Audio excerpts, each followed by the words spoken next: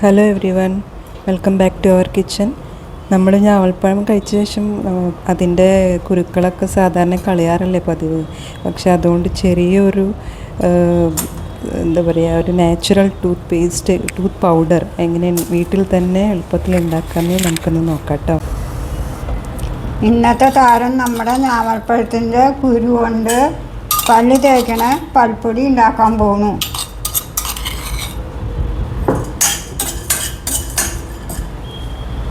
ഞാവൽപ്പഴത്തിൻ്റെ കുരു, 5 കരിയാമ്പൂവ്, ഒരു കഷ്ണം കറുവപ്പട്ട, 3-4 കുരുമുളക്, 5 ഏലക്കായ,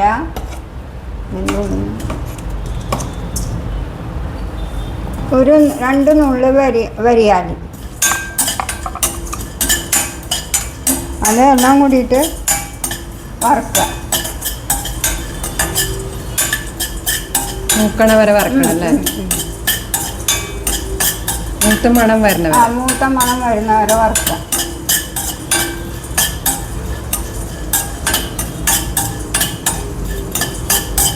ഞാനത് ഇപ്പോൾ തേക്കണം കേട്ടോ. ഞാൻ തേച്ചിട്ട് പരീക്ഷിച്ച് കഴിഞ്ഞ ശേഷം നിങ്ങൾക്ക് പറഞ്ഞു തരുന്നുള്ളൂ. എടുത്തിട്ടു, ചൂടായി, നല്ല മണം വന്നു. അപ്പോൾ ഒരു നുള്ള് ചുക്കുപൊടി ഇടുക. ചുക്കുപൊടി നല്ലതാണല്ലോ, പല്ല് തേക്കുമ്പോഴൊക്കെ അതിന് നല്ല ഇത് കിട്ടുമല്ലോ. അതിൻ്റെ കഷ്ണം കല്ലുപ്പ് നമുക്ക് ആവശ്യാനുസരണം ഇട്ടാൽ മതി.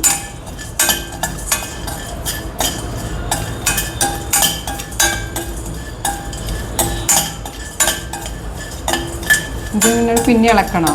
വേണ്ട, ചൂടായില്ലോ, ഇനി ഇളക്കേണ്ട ആവശ്യമില്ല. അത് പൊടിച്ചിട്ട് ഇനി കാണിക്കാം. ഇനി ഇത് പൊടിച്ചെടുക്കണം കേട്ടോ.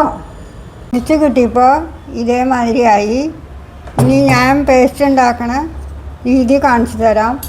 ഒന്നിലോ നല്ലെണ്ണ, അല്ലെങ്കിൽ വെളിച്ചെണ്ണ, അല്ലെങ്കിൽ കടലെണ്ണ, അല്ല കടുകെണ്ണ, ഇതിലേത് വേണമെങ്കിലും നിങ്ങൾക്ക് എടുക്കാം.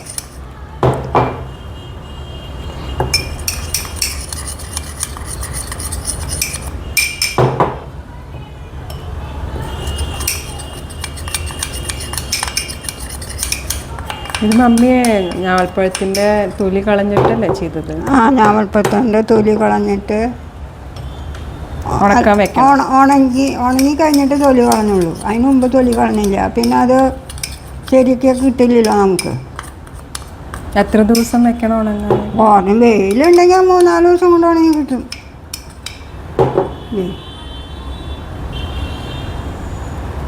ഇങ്ങനെ പേസ്റ്റ് രൂപത്തിലാവണം അല്ലേ?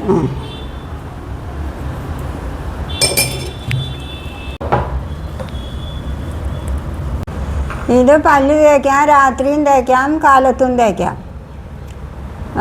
പിന്നെ ഞാവൽപ്പഴത്തിൻ്റെ കുരു നല്ലോണം കഴുകി ഉണക്കി, ഉണങ്ങി കഴിയുമ്പോൾ അതിൻ്റെ തൊലി കളഞ്ഞിട്ട് ഉണക്കി എടുക്കുക. എന്നിട്ട് അത് വറുക്കുന്നതൊക്കെ നമ്മൾ കാണിച്ച് വറുക്കുക. പല്ലുവേദനയ്ക്കും ഓണപ്പഴുക്കലിനും എല്ലാത്തിനും നല്ലതാണ് കേട്ടോ. വരിയാലി നമുക്ക് നല്ലതാണല്ലോ. മൗത്ത് വാഷ് മാതിരി നമുക്ക് കിട്ടും. കരിയാമ്പൂവും കിട്ടും. പിന്നെ നമ്മൾ കറുവപ്പട്ട, കുരുമുളക്, ഏലക്കായ എല്ലാം ഇട്ടുണ്ടല്ലോ. അപ്പം നമുക്ക് എല്ലാം കൊണ്ടും